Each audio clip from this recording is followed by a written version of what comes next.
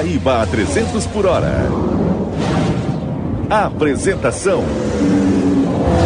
Gutierrez Sanchez, Bernardo Ber.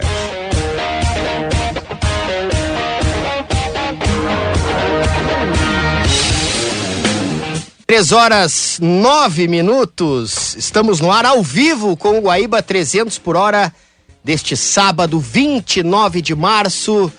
E não tem corrida, teremos corrida no dia 6 em Suzuka, no Japão. E uma corrida que será muito especial. A gente vai falar muito sobre isso, porque tivemos uma mudança especial também. Você pode participar conosco no 993887532. Esse é o Guaíba 300 por hora, com o Davidson Rosa na mesa de áudio, com o Maurício Souza na nossa produção e sempre aqui comigo o Bernardo Berch. Tudo bem, Bernardo? Explique melhor a novidade que tivemos na Fórmula 1, que não era tão novidade, inclusive foi antecipada aqui também. Boa tarde, Gutierrez. Boa tarde aos ouvintes. Pelo jeito, tomaram um stop and go no programa anterior, a gente vai largar no box, né? Perdemos um tempinho. Choveu aí, 4 horas de Le Mans. Mas, bom, a gente tem uma troca, vai ter pela primeira vez um japonês numa equipe principal da Fórmula 1, numa das 4 grandes, isso nunca tinha acontecido, vai ser bem interessante a gente avaliar, dá para avaliar todas as pataquadas da Red Bull, as atrapalhadas, as más gestões de pessoas que foram feitas. O que gerou isso, e né? por que elas foram feitas, o que tem aí de bastidor por trás disso. Claro que a gente vai comentar também como é que foi o GP da China, né? Que a gente teve uma corrida mais dentro do esperado do que o Sprint Race, né? Que a gente viu uma vitória inesperada do Hamilton. E, bom, e tem também a MotoGP, tá correndo, o Mark Marques, pelo jeito, não vai dar graça nenhuma pro resto da temporada. Eu tava vendo o treino. Deixaram o cara pegar a melhor moto na melhor equipe e agora se virem. Devolveram a volta do Didi Antônio, tá, beleza? Vai largar em segundo, ok. Foi lá Primeiro ninguém vai largar. O cara bateu o recorde com 8 centésimos. Não, a questão é, o Mark Marques ele foi primeiro colocado em todas as sessões oficiais das 3 primeiras etapas da MotoGP. Esse aí ninguém vai segurar. Sprint Race, classificação de Sprint Race, corrida principal. Ninguém teve chance de andar na frente da MotoGP depois que o cara entrou na equipe principal da Ducati. E eu já dando boa tarde. Tudo bem, Flávio Bandeira? Seja bem-vindo. Estamos aí de novo. Boa tarde, Guti, Bernardo. E o mental do Banhaia já foi pro espaço, né? Já virou piloto comum quase. Né? É que pilotos bons, quando fora de série, vem na mesma equipe, com o mesmo equipamento e tem toda a atenção para si, o piloto bom, ele tem um trabalho muito maior para, no mínimo, ficar no mesmo nível. E não é o que o Banhaia... O Banhaia já tomou um aperto, perdeu pro Jorge Martin ano passado, na equipe satélite, então a gente já sabia que ele não estava num patamar lá em cima, que ele ganhou um campeonato porque a moto caiu no colo dele quando não tinha nenhum rival de nenhuma outra equipe, e aí ele ganhou o campeonato. Bom, senhores, a gente pode até voltar a falar de MotoGP, também tem uma continuação do belo papo que o Bernardo teve com o Maurício Sala, dessa vez sobre um outro, né? Sabe, um monstro, né? Um outro gigante, esse sim, um super gigante. É bem legal, a gente até na chamada eu não fiz, né? Histórias de bastidores de Michael Schumacher. Muito legal. Mas eu até queria começar, Flávio, não é que surpreenda, né? Mas é justo com o Lawson, de repente é justo só com um deles e não tão legal com o outro. Como é que você encarou essa troca? Relembrando, né? Yuki Tsunoda saindo da Racing Bulls, que eu costumo brincar que são os bezerros vermelhos, né? Que é a equipe menor da Red Bull. Ele é promovido à Red Bull. E o Liam Lawson, que estava na Red Bull, é rebaixado para a Racing Bulls. Então, é uma troca que a gente já... Não vou dizer que a gente cantava antes, né? Mas era algo que poderia, sim, acontecer em algum momento. E que a gente até esperava que fosse acontecer já na virada do ano passado, no final da temporada passada. Mas a gente sabe que, né, aquele fator Helmut Marko e o fato dele, né, supostamente não gostar muito do Tsunoda, alguma coisa o Tsunoda deve ter feito lá atrás, pro Helmut Marko, para ele não gostar, né, do japonês. O azar do Lawson, que, né, pelo menos para mim é o menor dos culpados, porque o carro ele é totalmente, dá para se dizer, adaptado ao Max, e quem for hoje o segundo piloto ali na Red Bull, quem senta no cockpit 2 meio que tem que se virar, e aconteceu que o Lawson não entregou resultado, E é uma pena porque também, 2 corridas também beiram um pouco, até vou usar o termo forte, até sacanagem com o piloto. Era aí que eu queria chegar, sabe? Porque não deu espaço. Né? Tipo, o cara teve 2 mistura de campeonatos. amadorismo com sacanagem. Exato. Porque a pergunta que todo mundo que acompanha a Fórmula 1 é: por que não iniciaram a temporada assim? Exato. Por que não iniciaram a temporada assim? O Antônio Murró Filho também se junta com a gente aqui, nosso colega jornalista. Tudo bem, Antônio? Achou surpreendente, justa? O que tu achou da troca que a Red Bull talvez devesse ter feito antes, né? Mas acabou fazendo agora com 2 corridas já com a temporada em andamento. Boa tarde a todos. Larguei dos boxes hoje, mas estava torcendo para chegar a tempo de poder falar desse assunto, que era o grande assunto da semana. É o grande assunto, né? Vai ser inclusive o assunto do programa que a gente vai falar mais, né? Mas a questão é, a Red Bull, ela surpreende negativamente nesse caso, porque a Red Bull sempre primou por botar pilotos competitivos, né? A ideia era essa, lá na origem da Red Bull. Sempre nos primeiros 5, 6 anos. Agora, mas, 15 anos depois... Quem é mais antigo aí, acompanha mais tempo, lembra que até o David Coulter, que era um bom moço, botou um cavanhaque na época ali, né? E aí a gente vê essa situação, né? Do Lawson. Vocês, por favor, lembrem ou procurem no Google o David Coulter no GP de Mônaco com um macacão de super-homem. Eu lembro. Nossa. E uma capinha. Nossa. Mas Por favor, para eu não precisar visualizar isso sozinho na minha mente do passado, procure no Google. Desculpa ter feito essa imagem aparecer na tua memória. Mas o Lawson, assim, por mais que ele tenha chegado já botando banca, né? Como ele chegou ano passado ali, principalmente cutucando o Pérez, aquela coisa, ficou feio realmente. 2 corridas e sacar o piloto da equipe. Não, e foi um desempenho pior do que o do Pérez. Um desempenho horrível, lá atrás mesmo. E o Antônio lembrou bem, chegou botando banca, dizendo, não vim aqui pra fazer amigos e coisa e tal, dizendo, enfim, né, dizendo um monte de coisa, querendo meio ser desaforadão. Famoso, vou assim. botar pra derreter, não botou. Não, Derreteram cara, Ele brigou com o Alonso ano passado por brigar, tipo... Não tinha nada demais na corrida e ele foi lá, jogou o carro pra cima do Alonso e reclamou depois da corrida. Não, e aí é aquela situação assim, ó, não precisa fazer amigos, né? De repente, se tu não fosse tão antipático, talvez alguém até pudesse te defender. Nem isso, acho que só o Verstappen. O famoso não vai deixar saudade. Exato. Mas só complementando, eu acho assim, o Tsunoda era a escolha certa. O estranhamento foi o Tsunoda não ter sido promovido já pra Red Bull esse ano. Eu acho que o Tsunoda vai ser o cara ali que vai acertar essa vaga. Eu acho que eu faria essa aposta. Mas só finalizando sobre o Lawson, ele até, a antipatia dele é tão grande, assim, a figura, que ele me lembra o Schumacher quando entrou, sabe, aquela banca, acho que por ser loiro, de olho claro ali, aquela coisa de... O Schumacher tinha uma empáfia quando entrou, e assim, já tinha rivalidade com os brasileiros, e aí criou aquela fama de... O problema do Lawson é que ele só levou a empáfia. Mas exatamente, o talento não veio junto, né? Bom, só pra gente contextualizar um pouco, dar um pouquinho de informação, e até trazer uns bastidores, que a mesma fonte que me confirmou no fim do domingo, que já estava sendo feita uma reunião entre o Horner e o Laurent Demekis, que é o chefe da Racing Bulls, para fazer a troca, e na verdade o martelo já foi batido naquela reunião. O que faltava acontecer era uma tratativa com a Honda, que a Honda tinha interesse em fazer um grande alarde, nessa primeira vez que o japonês vai andar em time de ponta, e então ia ser feita uma tratativa disso aí. A Honda botou mais um dinheirinho, a Red Bull nem queria, mas a Honda botou mais uns 10 milhões de euros, né, para adoçar a situação. Talvez tenha até algum logotipo com mais destaque no carro daqui a pouco.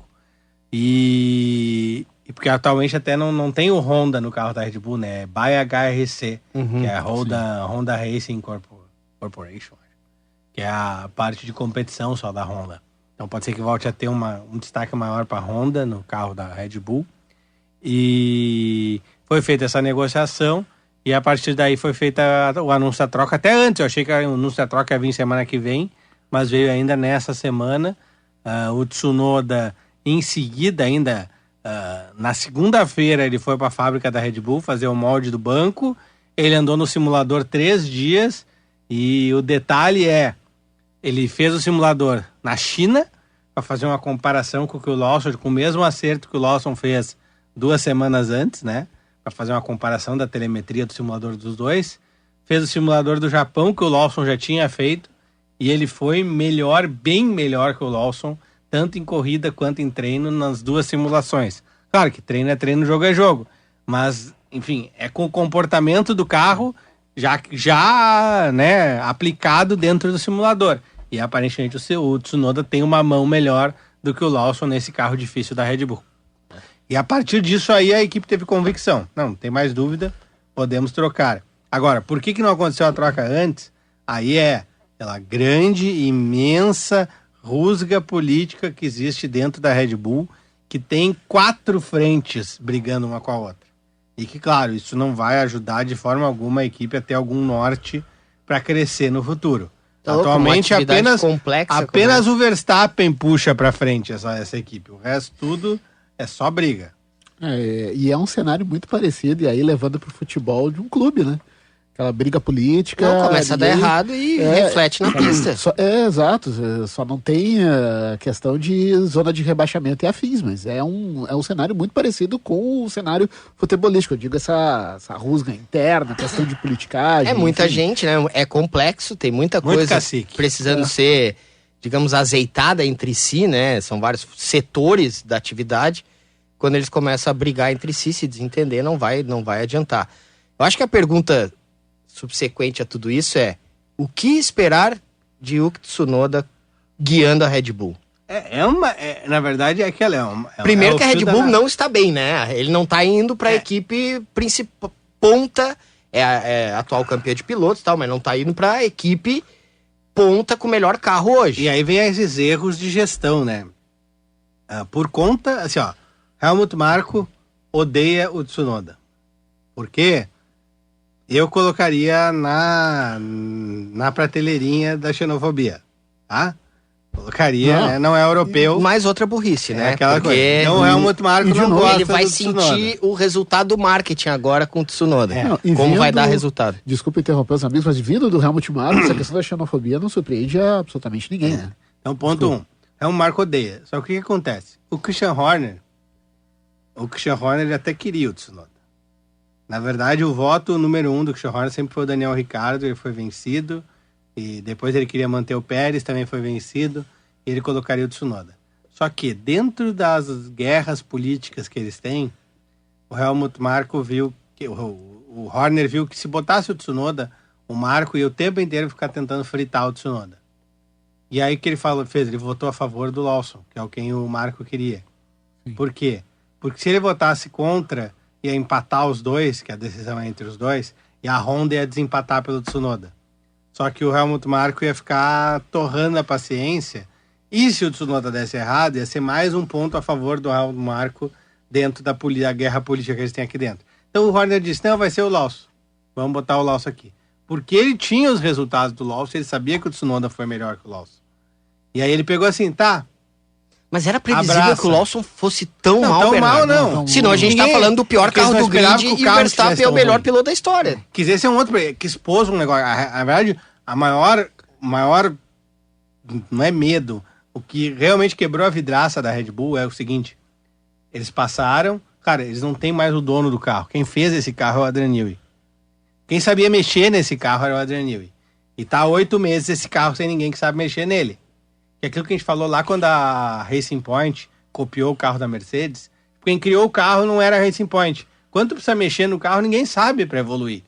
Então é aquilo, ninguém sabe a raiz desse carro. E aí o que eles fizeram? Eles ficaram trabalhando para tornar esse carro mais guiável. Eles não fizeram nenhuma atualização de performance nesse carro. Todo o foco no inverno foi para que o carro fosse mais amigável aos pilotos. E o carro é pior. O carro é muito pior do que era o do ano passado. E aí calhou do Lawson. E aí complicou para todo mundo. E o Lawson expôs o quão difícil é esse carro. Porque o Verstappen dá um jeito. E o Lawson não consegue. Não tem tem até uma telemetria mostrando, ele não consegue repetir volta após volta a mesma volta. Isso é claramente o cara que ele realmente não sabe o que o carro tá fazendo. E aí... Mas isso não pode torrar o Tsunoda? Não, mas é que pela amostragem que a própria Red Bull tem, o Tsunoda não teve tanta dificuldade. Ele não andou com esse carro. Mas o Lawson já tinha dificuldade com o carro do ano passado, que é o carro que o Tsunoda andou ano passado. Então, nessa ginástica aí, tem um potencial para o Tsunoda ir um pouco melhor. E aí nisso acho que dá pra pegar um gancho do que tu falou, Guti. Um cenário que daqui a pouquinho, eu acho que não vai acontecer, tá? Mas do Tsunoda não dá certo. E aí, faz o quê? Exato, porque daqui a pouco também tu Faz. começa já a ficar, parece seleção brasileira. Tu vai chegar e no aí- final da temporada e não encontrou ainda o cara pra isso. E se Não. cria aquela cultura de é uma vaga cobiçada e ao mesmo tempo o piloto já tem medo, né? Porque assim, quem sentou ali bailou na curva, né? Então é uma coisa... Mas assim, a aposta eu acho que o Tsunoda vai corresponder em algum grau, assim, dos que foram banidos ali, dos que foram queimados, melhor dizendo. Eu acho que ele tem... E eu acho assim, aí o Tsunoda ele traz um elemento novo, que é um japonês numa equipe de ponta, assim, né? Mas uma equipe de ponta que, como vocês acabaram de falar, Em decadência, tá né? em decadência, sabe? Derretendo, na verdade. Mas assim, uma esperança de que ele ali com aquela a forma como ele lida, assim, como ele se virou na AlphaTauri ali nos últimos anos e qual era o nome do ano passado mesmo? Era o Racing Bull. Assim, V-Carb... Não, Mas eu acho assim que o Tsunoda, para esse momento, é o cara que vai trazer um pouquinho de harmonia, vai fazer uns pontos, não vai andar que nem o Verstappen, obviamente, mas tão mal como o Lawson, eu acho que não vai, né? Eu tô curioso pra ver qual será a distância do Verstappen pro Tsunoda. E se o Tsunoda, e aí seria realmente surpreendente, conseguirá chegar perto ou até incomodar o Verstappen em alguns momentos. Porque tem até Eu duvido um pouco disso, porque ninguém conseguiu, cara. O Ricardo conseguiu, mas lá atrás, um outro regulamento, não sei se hoje conseguiria, né? Claro, seria uma boa aposta de experiência, mas é difícil, ninguém consegue. Mas eu acho que uma coisa dá pra se dizer que, principalmente tendo ali os dados da questão de simulação e tal, que o Bernardo falou antes, acho que dificilmente o Tsunoda fará menos que o Lawson, né? Tendo toda... largou em último em todos os aquela treinos. coisa, Que dificilmente o Tsunoda vai chegar nesse nível, né? E se o Helmut Marko não gosta do Tsunoda, por seja lá a razão qual for, já é um elemento assim, o Tsunoda foi barrado porque um chefe não gostou dele, assim. Quantas vezes aí você ouvinte aí já não foi barrado? Então assim, mais um elemento pra gente acreditar que o Tsunoda pode ser uma escolha certa, mas estava embarreirada por uma questão de... E o Christian Horner tirando o Verstappen, que dedo ruim, hein, cara, assim, ó. Pérez não vingou, o Lawson não vingou, o Ricardo já estava em decadência também ali, por isso não seguiu, não voltou para Red Bull. Eu repito, eles tinham que ter botado o Ricardo nesse carro, nem que fosse no fim do ano passado. Não, no fim do ano passado sim. Naquela janela que eles Pra pelo menos saber, né? pensaram em tirar o Pérez e botar o Ricardo, aquela era a janela, botasse o Ricardo. E até nisso, dava-se dizer que se não desse certo, o próprio Ricardo teria uma aposentadoria, entre aspas, mais digna, né? A maneira como ele sai da tentou, equipe, entendeu? Para um cara que, enfim, venceu corrida, sempre quando teve um carro, né, em condições de ganhar e fazer pontos e pole positions e afins, ele foi lá e confirmou. Até a própria saída da equipe, da maneira como foi, não foi legal, né? Não terem dado também essa oportunidade para ele também, para mim, foi... pior do cenário, que porque assim, pra mim ele volta pra equipe já pensando A nisso. gente tipo. conhecia o Patrick Head e o Frank Williams por não ter, assim, queimar os pilotos, inclusive pilotos campeões. Mas esse nível de má relação com pilotos a gente não viu em nenhum lugar, cara. A Red Bull queimou tudo, queimou vários jovens, queimou experientes, queimou tetracampeão da Fórmula Indy, o Sebastian Bourdais. Esse é um Porque que... a gente Ela pensa- queimou, o pessoal não sabe muito, ela queimou inclusive o Sebastian Loeb. 9 vezes campeão mundial de rally, ela deu a entender que ele teria uma chance de testar para andar numa temporada, uns 10 anos atrás, e no fim era só uma exibição e ficou pistola. E aí a gente tem a cultura da Fórmula 1 dos últimos anos aí das academias, né? A academia da Ferrari, da Red Bull, a Mercedes, né? Aquele banco de talentos ali. E aí o pessoal que tá na Red Bull hoje já começa, que o Bernardo acabou de falar.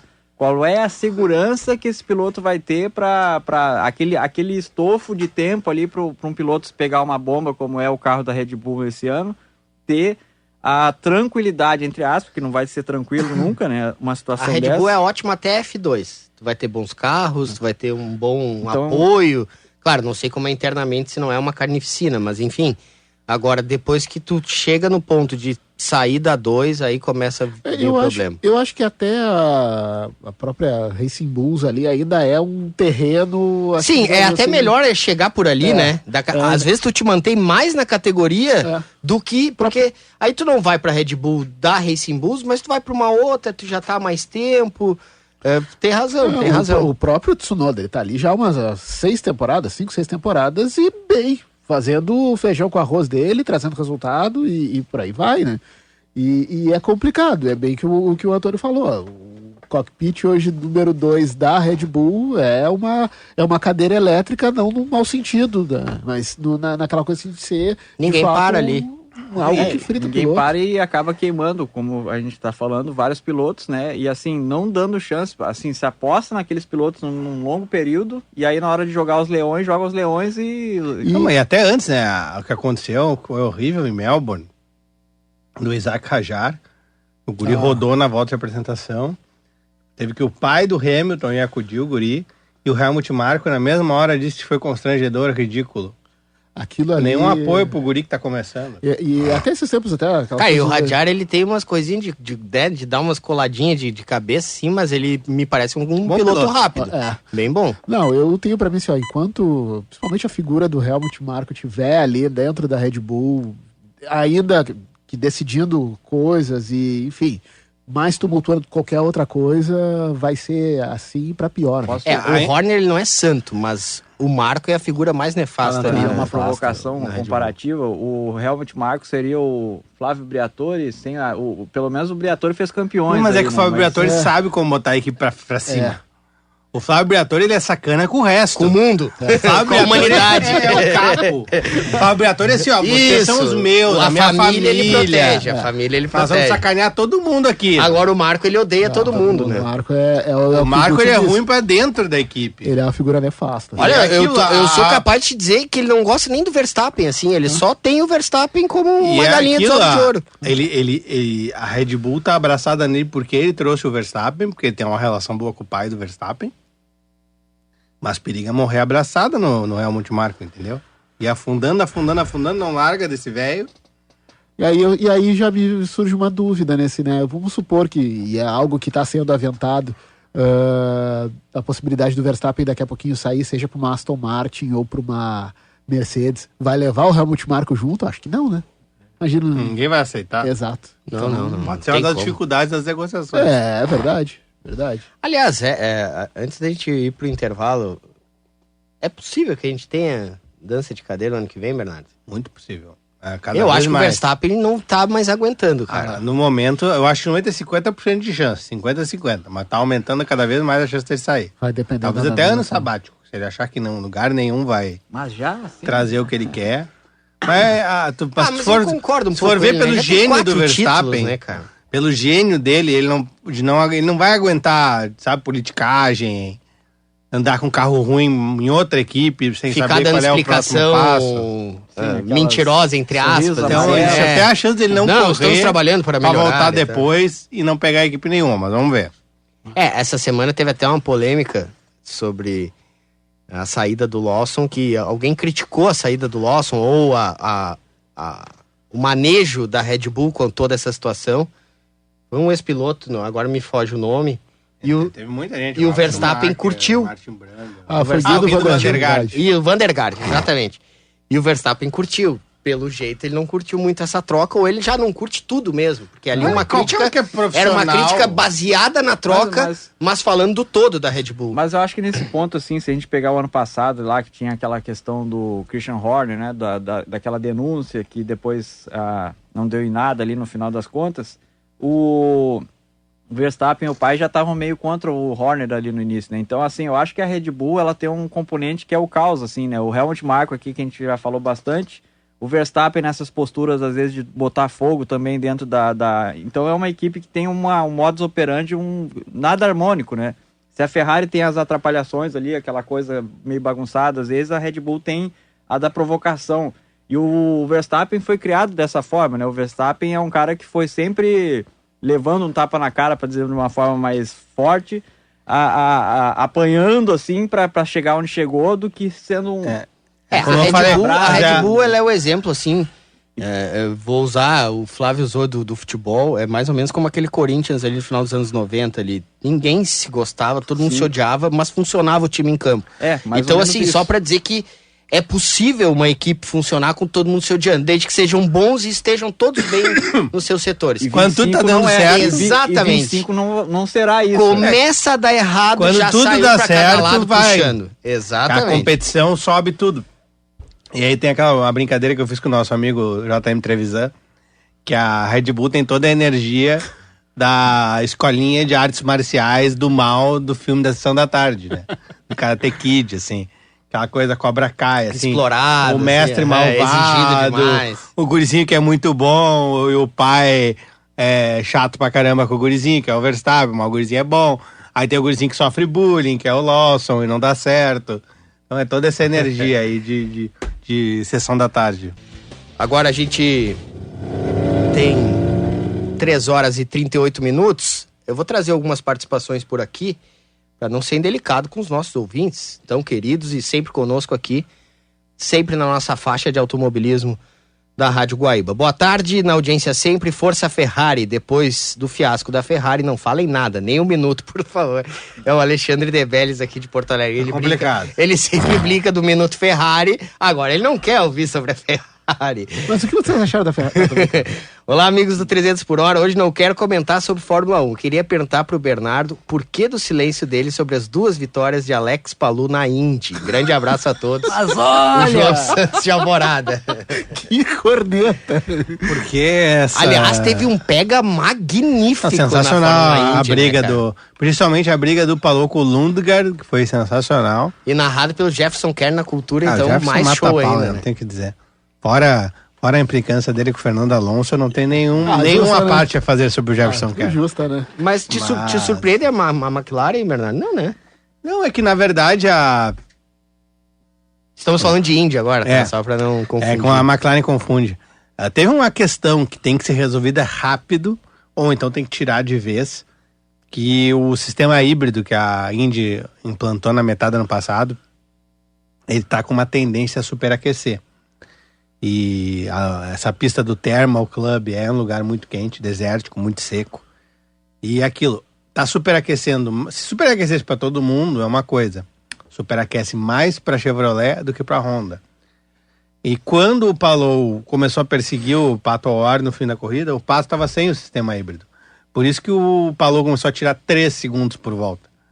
Não foi só o erro da McLaren que a Ganassi botou o pneu macio para terminar a corrida e a McLaren babou e botou o pneu duro. Porque ela achou que o pneu macio não ia durar até o final da corrida e durou com sobra. Só que não foi só isso. O Pato estava completamente sentado no meio da pista porque ele não tinha mais o sistema híbrido para acionar, porque estava superaquecido, enquanto que o Palou estava usando, acho que é 50, 80 cavalos a mais de força em toda a pista para chegar e passar. E aí ficou uma corrida de desiguais, né? Mérito pro Palou da tática que fez, que permitiu ele passar o Lundgaard, eles estavam em igualdade de condição, o Lundgaard foi... Por isso que foi um duelo legal, porque ficou todo mundo se perguntando, o Lundgaard espremeu o Palou pra cá, deu X, repetiu, voltou, e o Pato ficou no meio da reta e foi de qualquer jeito pela liderança. O que o Pato tem na cabeça? É porque o Pato realmente não tinha o que fazer, não tinha potência. E aí, isso aí diminuiu um pouco a graça desse duelo final, mas o Palou tá imparável, né? Vai pro tetracampeonato, acho que vai ser difícil tirar esse tetracampeonato dele. Essa dobradinha dele com a Ganassi, que é o melhor time da Indy, disparado.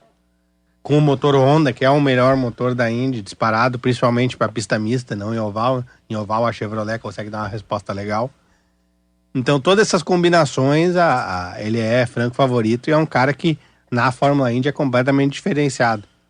E teve a decisão sensata de desistir da Fórmula 1, onde ele não era nada O diferenciado. Bernardo acabou com a esperança do Palou. Tanto que ele tomou tempo do Bortoleto nos testes que eles fizeram de McLaren, e isso aí principalmente meio que arquivou a chance dele de Fórmula 1. Tem mais recado por aqui. Vocês não acham que a Red Bull está com um pepino nas mãos para o próximo ano?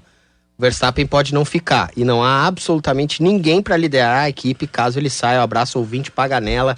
Grande abraço pro Paganello que tá na nossa O ouvinte audiência. Eduardo. Ele mandou assim, ele escreveu assim. Pô, É. revelou a identidade. Eu leio como não, os caras assinam aqui. Dá pra ver assim, É, tá usa o escrito codinome lá, Jonas, sei lá. Ele tá de férias, ele tá de férias. Caiu a máscara. Flávio Briatore é o Eurico Miranda.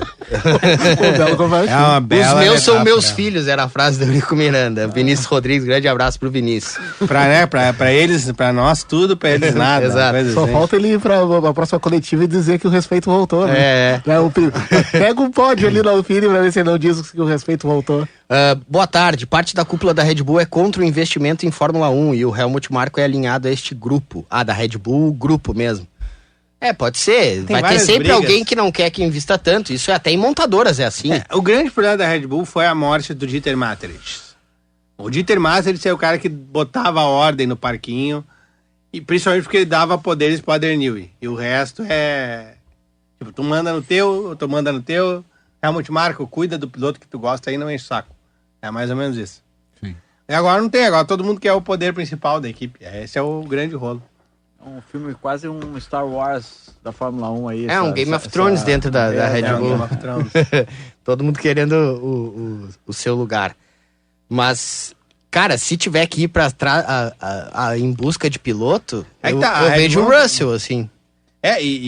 Alguém vai querer ir pra Red Bull nessa treta? Pois é, também tem isso, né? É o que eu A não ser disse. que seja pra fugir do Verstappen, né? O Russell, por exemplo, pra fugir do Verstappen. Ou com as mudanças, a Red Bull, sei lá, se reformule, melhore, apresente um carro É difícil tu ver uma Red Bull Não competitiva imagino sem o Verstappen. isso, não imagino Não, isso. eu digo assim, imagino. se alguém vai querer ir pra lá ou não, eu acho que passa muito do Helmut Marko da vida sair da Red Bull, sabe? Tanto que o Horner tentou fazer uma conversinha com o Vettel há 2 anos atrás. Sim. Pra ele não aposentar, pra desaposentar. Por quê? Pra quê? Pra ter um protagonista, pra ter um cara forte, caso o Verstappen pule da barca. Grande abraço pro Luiz Antônio, tá visitando a mãe dele lá em Mussum, 5 meses de completar 100 anos a dona Nenê e ligado no 300. Saúde pra dona Nenê, pra todo mundo, grande abraço. Dona Nenê nem existia Fórmula 1 quando a Dona Nenê nasceu. Pior é que é, né? Era a época dos Grand Que Prix. saúde. Ô Bernardo, e como é que a gente pode falar sobre o GP da China em que acho que deu pra ficar bem claro que a McLaren nada de braçada nessa temporada, né? É aquela primeira análise que a gente fez, que é quem pode dar graça para as corridas são os pilotos da McLaren, que são extremamente irregulares, cada um por suas qualidades e faltas de qualidades específicas, o Norris e o Piastri. Ao resto, tem que pensar como melhorar, como chegar perto desse carro da McLaren, que não tem defeitos específicos, e arrumar a casinha, né? A Ferrari tem que arrumar a casinha, porque foi um show de horrores, tirando a vitória do Hamilton na sprint. Tudo foi errado o tempo inteiro. Tem jeito com E uma combinou Ferrari... com um 0 na corrida. Nossa. E estar atrás do Mundial de Construtores da Aston Martin e de quem mais? Uma galera... Alpine? Hã? Alpine, não? Não, a Alpine não fez ponto. A Alpine é a única com 0 pontos Tá, no e campeonato. tem como arrumar o que A foi... Williams, acho que a Verda atrás da Williams, da Aston Martin e eu acho que da Haas.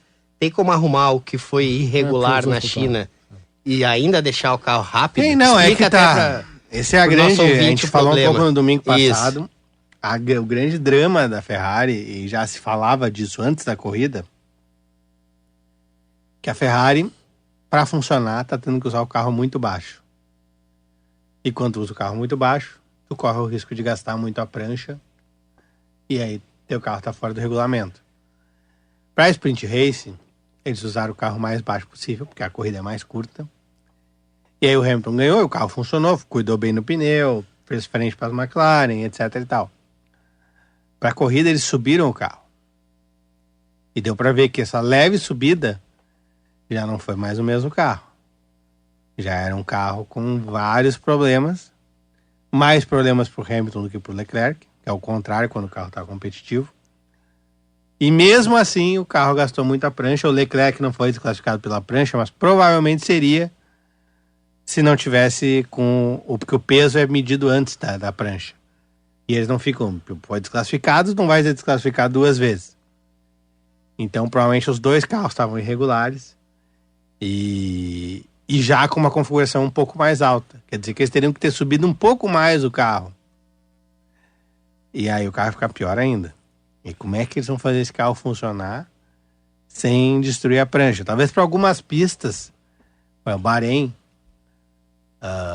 que é um demais, que é bem liso, Abu Dhabi, não sei que outra pista é tão lisa quanto essa do Qatar. Fora isso, eles vão ter que inventar alguma coisa. E aí vai complicar, porque ou tu usa a suspensão muito mais dura, e aí azar do piloto, que daí o carro, né, quando ele não baixa tanto, ele fica na altura baixa, mas quando entra numa oscilação, ele não baixa mais, exato. Só que pro piloto é horrível. Ou levanta o carro e aí tu vai ter uma perda aerodinâmica gigante, porque o carro para de gerar downforce. Então eles vão ter que... É complicado, a Ferrari tá numa sinuca bem complicada que ela vai ter que resolver. Vou até mandar um abraço aqui pro Rafael do bairro Camaquã, porque ele pergunta como fica o programa agora com o brasileiro, como fica o programa com o Campeonato Brasileiro, se vai mudar o horário e tal. Olha, hoje é o melhor exemplo até, Rafael. Tem 2 jogos... O Gauchão é pior pra nós. O Gauchão foi pior. O Gauchão eram jogos 4h30. Vai ter eventualmente um jogo ou outro 4h30 nesse Campeonato Brasileiro pra dupla, mas de resto não. Mas então a gente continua. Foi mais o Gauchão que tinha nas semifinais e tal, todos os jogos 4h30, e não tem como. Até te interrompendo. Mas obrigado, porque a gente vai continuar trazendo sim. Ele diz, não posso... ficar sem o programa, por favor, o único semanal sobre a categoria máxima do automobilismo. Isso mesmo. Diga, Flávio. Não, até te interromper, desculpa, Guti, mas acho que não tem jogo 4h30 do brasileiro. Pro Grêmio e pro Inter? Ou pra todo mundo? Acho que pra todo mundo. Acho que a rodada começa às 6 horas. É que essa começa, né? Hoje, por exemplo, era pra ter o jogo 4h30, Botafogo e Palmeiras. Ah, tá. É o horário da TV aberta, entendeu? De umas das detentoras. A Record, por exemplo, é amanhã, 6h30, Vasco e Santos. Aí tem pouco jogo de TV Mas aí, como teve a final do Paulista, hoje era pra ser 4h30, abertura oficial, jogo único, Botafogo e Palmeiras. Mas aí, como eles jogaram a final do Paulista, acabaram transferindo o jogo deles pra domingo, né? Então, a abertura oficial vai ser depois de outros jogos que ocorrerão daqui a pouco. Inclusive, daqui a pouco, esperando o futebol pra gente começar já o Campeonato Brasileiro. Primeiro pra Grêmio e Atlético, depois pra Flamengo e Internacional, a estreia da dupla Grenal no campeonato. Vamos falar. Só... rapidinho a gente já... Nosso engenheiro lá. Exato, a gente já vai falar sobre o Schumacher. E a gente... Na verdade foi a conversa que você teve sobre o Ed Jordan, né, Bernardo? Mas sobrou assunto legal também sobre o heptacampeão. Surpreendem, né? Que a gente ia falar do Ed Jordan e o Sandro Sala é um contemporâneo do Michael Schumacher. E correu tanto no esporte protótipos, em Le Mans, etc e tal, quando o Schumacher estava na Sauber Mercedes, quanto no Japão, quando o Schumacher foi experimentar lá a Fórmula 3000 japonesa. Então eu peguei com o Sandro Sala um pouco das impressões dele, do próprio Schumacher e de correr naquela época e com o Schumacher algumas vezes. Era um cara que tirava essas coisas da cartola, tipo a estreia do Schumacher, depois ele também lançou enfim, fez o time de Fórmula 1, lançou o Schumacher, ele também lançou o Fisichella do nada também. Ele era um cara que gostava de descobrir coisas, assim, né? Era pela falta de grana ou era porque, enfim, ele tinha uma visão para isso? Não foi bem assim, não. O Schumacher, quem descobriu o Schumacher foi o antigo manager dele, que agora o Willy Weber. Mas quem deu a vaga ali para andar foi o Ed Jordan. Não, o que aconteceu, Ed Jordan, que não sei quem que se acidentou. Já sei, o Gachot. Foi preso, o Bertrand Gachot foi preso. Daí eu liguei para o Ed Jordan também para ver se eu conseguia pegar a vaga dele. E daí veio o manager do Schumacher com um caminhão de dinheiro da Mercedes e pagou a corrida do Schumacher no Japão. Tu não sabia, mas estava difícil para ti, né? Tu não sabia naquela época, mas estava difícil para ti, né? Porque além do dinheiro era o Schumacher, daí ficava difícil para ti. Naquela época o Schumacher não era ninguém. Sim, mas exatamente, ninguém sabia, mas era difícil para ti, igual, retrospectivamente. Ele correu de Fórmula 3 e passou a integrar o time de protótipo da Mercedes. E corria junto comigo, eu corria de Mazda e ele corria de Mercedes. Sim. Só que a Mercedes, logicamente, tinha muito mais poder financeiro do que a Mazda. Então a gente chegava nas corridas, mas nunca junto com a Mercedes.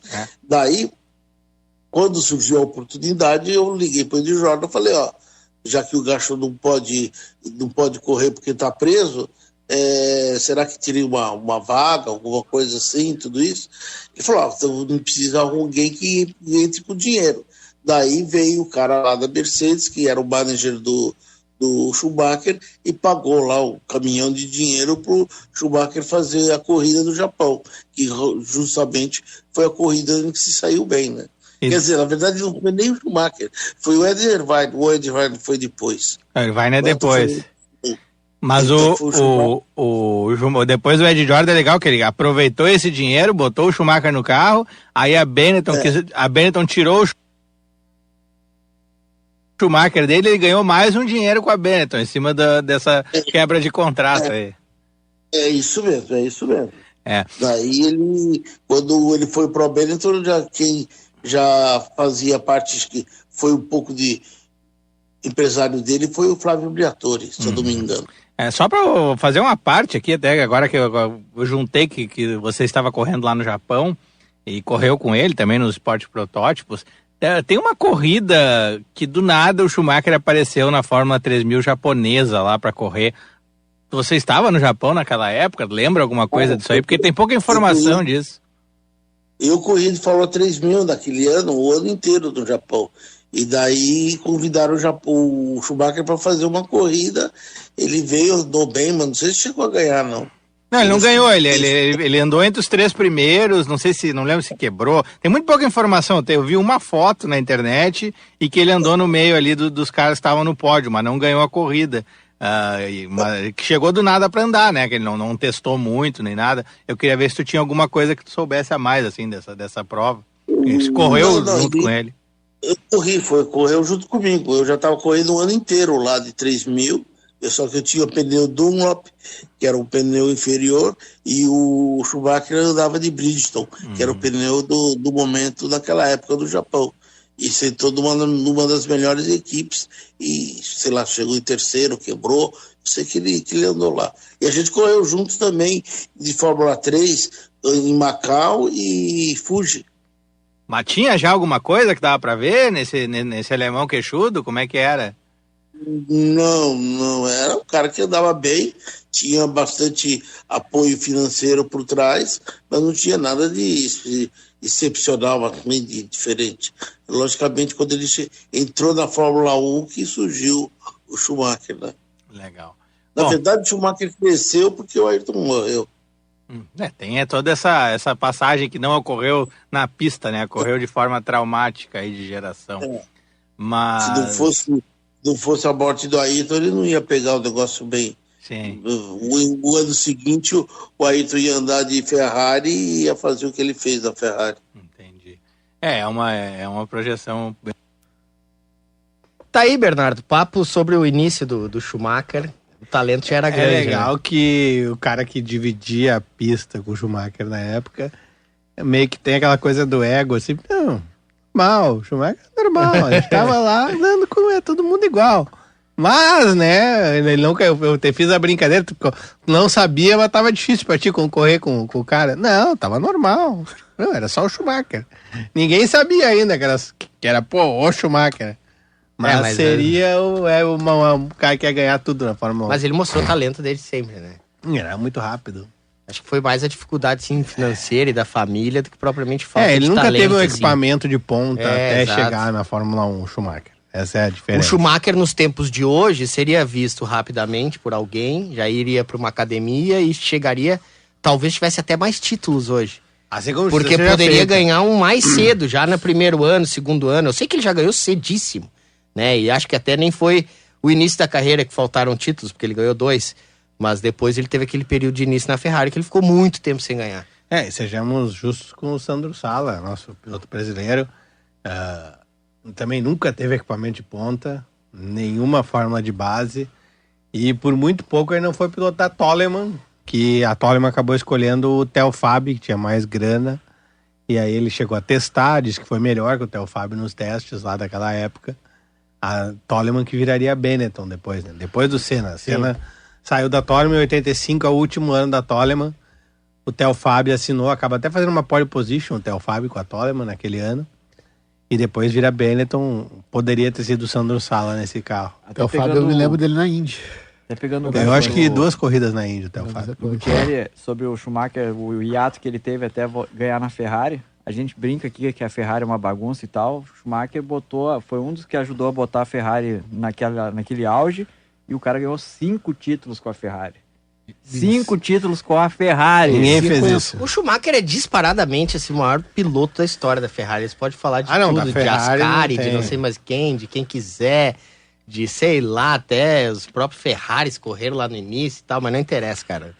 Não tem, ele é o maior da maior. Isso não é pouca coisa. Isso tem que respeitar o alemão. Ele é o maior da maior, simplesmente. Só isso. E assim. Tem um ouvinte perguntando aí de Ferrari. O nosso amigo com o nome de jogador uruguaio, Maximiliano Oliveira, ele diz quais as chances do Hamilton ganhar o Octa com a Ferrari. Oliveira. Cada vez menores. Cada vez menores. Pra não dizer 0. Eu cheguei a ter não era otimismo, uma falta de pessimismo sobre isso. A Sprint Race... Até porque o otimismo falava que não existe no dicionário. Na verdade, onde eu mais me enganei, a Sprint Race, pelo ritmo do Leclerc, no fim da corrida, que ele estava atacando todo mundo, olha só, a Ferrari tem mais pneu que todo mundo nesse fim de prova, como é que isso está acontecendo? Esse carro tem alguma coisa que a gente não tinha visto antes. Só que a gente não sabia que era o carro que estava andando com uma regulagem que não serve para corrida, serve para Sprint Race. Então, se tiver um campeonato de Sprint Race, se tiver todas as Sprint Race o ano inteiro, poderia aumentar as chances. Como são poucas Sprint Race, se a Ferrari consertar esse problema da altura com performance, tem alguma chance. Só que a McLaren já vai ter um estofo com os pontinhos somados. E é aquilo, né? A Ferrari zerou a corrida aí. Perdeu um monte de ponto em Melbourne, né, Bernardo? Não foi assim. Mas onde é que tu recupera esses pontos? Correu mal ou coisa do tipo. Sim, mas numa temporada que no máximo... Não, zerou. A chance da Ferrari é uma temporada apertada. Mas assim, não tá proibido da própria McLaren. Daqui a pouco tem um problema. Numa corrida os pilotos não terminaram. Só que a McLaren tem folga de desempenho. Não, sim, mas assim, são coisas de corrida, circunstâncias de corridas que podem Só que a McLaren, se ela errar, ela tem carro pra compensar depois. Sim. A Ferrari, a Red Bull e a Mercedes, elas estão numa situação de que elas não... A Mercedes, a Red Bull e a Ferrari não podem errar se elas quiserem disputar o campeonato. E a Ferrari já desperdiçou um saque aí nessa... Senhores, chegamos à nossa linha de chegada. Obrigado, Flávio. Valeu, Antônio, Bernardo. A gente fica agora com o Esperando Futebol. Primeiro para Grêmio e Atlético, abertura do Campeonato Brasileiro. Depois eu estarei em Flamengo Internacional. Um grande abraço. Até mais. Valeu.